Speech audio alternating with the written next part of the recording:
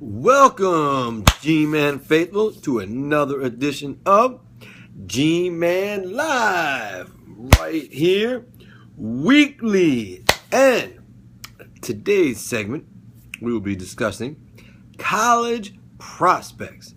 Because as we know, we can't get better unless we draft the right peeps. So, how do we do that? Well, let's just go back in history just for a little bit, just kind of break this down real fast. Take a look at 2010. We drafted Brandon Graham. We actually traded up for him, and we left a couple guys on the draft board. Guys like Errol Thomas, safety, who's been to the Super Bowl twice, won it once. Great player from Texas. We left him on the draft board. Horrible mistake by Andy Reid. Jason Pierre-Paul, great player. I don't necessarily know what the hell is going on in his brain. You don't usually carry a whole bunch of fireworks and let them go off and blow your hand off. Barring that, yeah, he was the better of the two choices.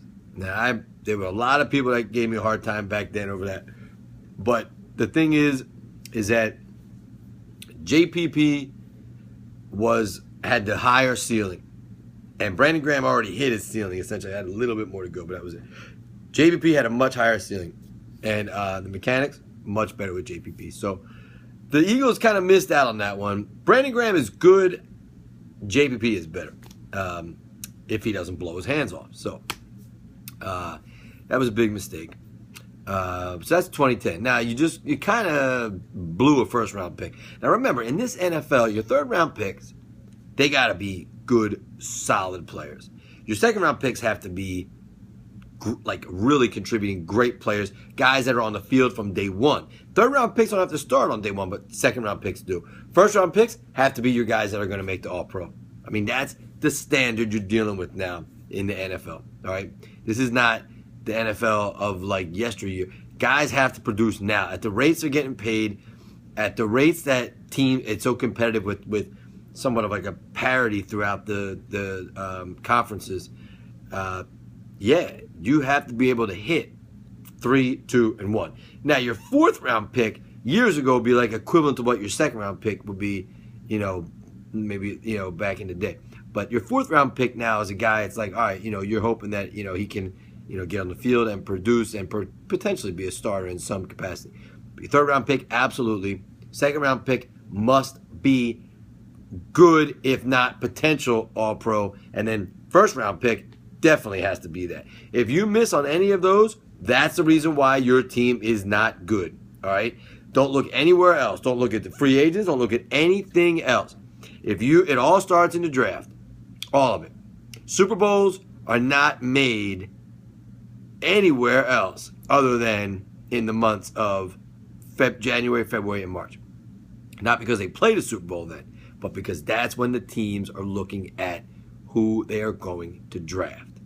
Drafting is huge. For instance, I bet y'all didn't notice, Cam Chancellor, the man, 5th round pick. 5th. He ain't even in that discussion I'm talking about, 1 through 3, and then that, I'll peek into the 4th round. 5th round pick, Tom fucking Brady. Tom fucking Brady. 6th round pick. Just saying, both have rings. Both are major contributors to their teams. So, and by the way, the landscape is littered with first, second, and third round picks that are just busts. Guys that played a year, guys that played 2 years, and are gone. They're out of the NFL, just doing whatever they do. So, you gotta, think about it. Here, I'll throw out another one. Bet you know this. Eagle fans, Trent Cole, 2005, 5th round pick, out of Cincinnati. So think about that. When you're going through these things, Brady out of Michigan.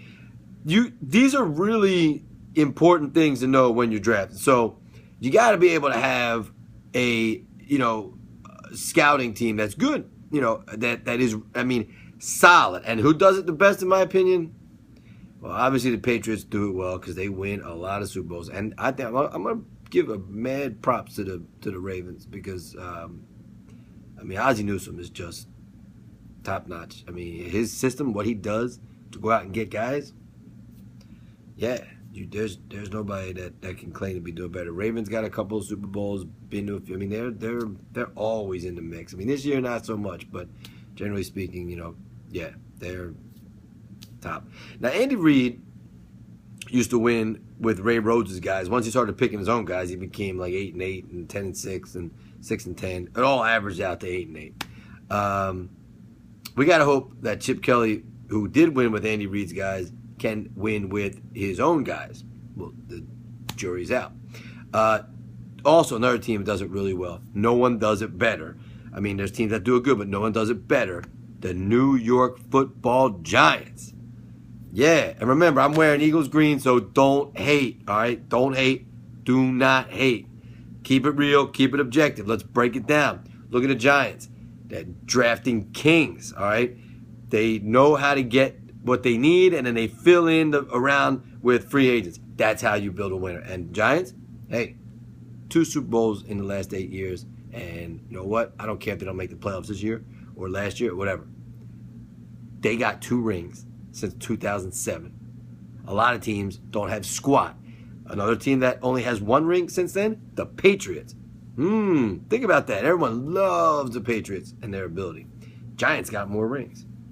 Giants got more rings than the Steelers in the last 8 years. Giants got more rings than the Colts in the last 8 years. Giants got more rings than the Saints in the last 8 years. Giants got more rings than the Packers in the last 8 years. In fact, the Giants went to Green Bay and beat them twice, 07 and 11, on their march towards winning the bowl. So, Giants know how to draft players, and they know how to find them in the second round, third round, fourth round. Giants always hit on their first and second and third round picks. They do a damn good job of it. And look at that line. They're building back their line again. It takes them out. Look at their receivers. They know how to hit Odell Beckham. They know how to hit on those first round picks. And that's what you have to do to be successful in this NFL. Okay? Now, a lot of guys are just NFL guys. Not everybody's a college guy. If you like the college ranks, which I like the college ranks. I know guys that just love the SEC, love the Pac, the Big Ten, the Big 12. Some do and don't like the Pac-12. I happen to like the Pac-12. I love the SEC. The Big Ten's not one of my favorites, but they're actually really good. I mean, this is the year where the Big Ten is coming out of their shell from previous years. Ohio State, Michigan, Michigan State, Northwestern. Yeah, I mean they're good. All across the board. That's you got Ohio State, Michigan State, and Northwestern. I mean, a lot of those teams are in upper echelon. In the top 20. I mean, I think Michigan, and Ohio State. Michigan State's like 5th or 6th, and then you got Ohio State at 1. So you have 2 teams in one conference that are in that close, top 5, top 7. So yeah, Big Ten's good. Pac-12. It's hard to rank them, but you got great talent in all the major conferences. Now, today we're going to talk about the offensive line, all right? Because the Eagles have a big need in the O-line. So when we look at the O-line, we're going to look at just a couple guys. The first guy we're going to look at is Ronnie Stanley, tackle from Notre Dame. I think this is a huge, huge necessity for the Eagles. They need tackles because guys are getting old on that left side, and you got to move Lane Johnson to the left, and then you got to bring a right tackle in. So Stanley, big dude, been doing it for a while. This is a guy that the Eagles should be looking at. Ronnie Stanley, keep that name in. This is a guy that I would say is a first round talent. So this is a guy that you need to solidify that tackle position. I mean, it's hard to replace Jason Peters, but this is a guy that could potentially do it. I think this is your best tackle. In addition to that, you got Nick Martin. Sounds familiar from Notre Dame because Zach Martin is his brother. Now, Nick, not as good as Zach, but good offensive lineman, good guard. Eagles need guards, and believe me, this dude will be an upgrade over anybody they have on the team. So even though he's not as good as his brother, he's still an upgrade over everybody on the team. And then you got the other guard out of Baylor. Now this dude can ball. Drango can ball. This is a road grader. You know, when you get guys that come out of, you know, these conferences, they're just, you know, like Ole Miss. These guys they're just ballers. And look for Durango to be in that mix as well, because that's where you're going to get, you know, you're going to get your better guys. So these are guys for, you know, for the Eagles to look at. Now, there is another guy that's kind of on the board, Taylor Decker, Ohio State, offensive tackle, 6'7", 315. The problem is a little slow with his feet. This is a guy that me and my boy have broken this down, and this is like a risky shot. So if you go with Decker, you better know what you're getting, all right? Because this is more of a guy that I would say you could bust on this dude. You know, 6'7", 315, yeah, it's great, but doesn't have the foot speed. And he can be thrown off balance. Like if you watch the games and you see the defensive players, they try to get the offensive player, the offensive tackle, or the offensive lineman, the guard, moving one way or the other so they can get his balance off, and then they can throw him and they can get upfield. If you could hold that balance and stay there, like the euphemism is sand. Guys like Fluker, DJ Fluker came out of Alabama, loved him, sand. Dudes like Chance Warmack from Alabama, sand. In other words, they can't be moved, you know. So you can't go around them. They're just going to push you. Sean Andrews, by the way, was sand before he got popped in the head. So Taylor Decker, it's a risk, you know. Ohio State, good team, but does he have the foot speed? If it were me and I'm drafting and I've seen them both play, Ronnie Stanley would be my guy. And then behind him, Durango as the offensive guard. If I could get any combination of them, Nick Martin would be in that mix, and then I would have Mr. Ohio State, Taylor Decker, at the end of that mix. So those are a couple guys to, you know, keep your eye on, you know, as we go forward with the, you know, the season. The Eagles need huge boost on that O-line. Now that's 4 guys. All right, you got Decker, you got Durango, you got Martin, and you got Staley. All right, so you got Staley, Martin, Durango, and Decker. That's 4 guys. All right, now the Eagles should be looking at these guys because they need help at the O-line position. That's a couple of tackles and a couple of guards.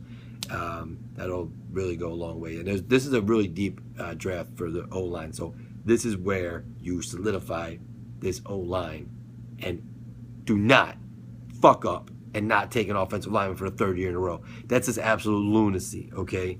Chip Kelly it's bullshit. They make offensive linemen in the college ranks for you to draft to bring along. Fucking go out and get them. There's 4 right there. So take a look at them. Check them out. Anything you want to know, comments below. And if you like what you see and you want to see more, click right here to see more. Pow!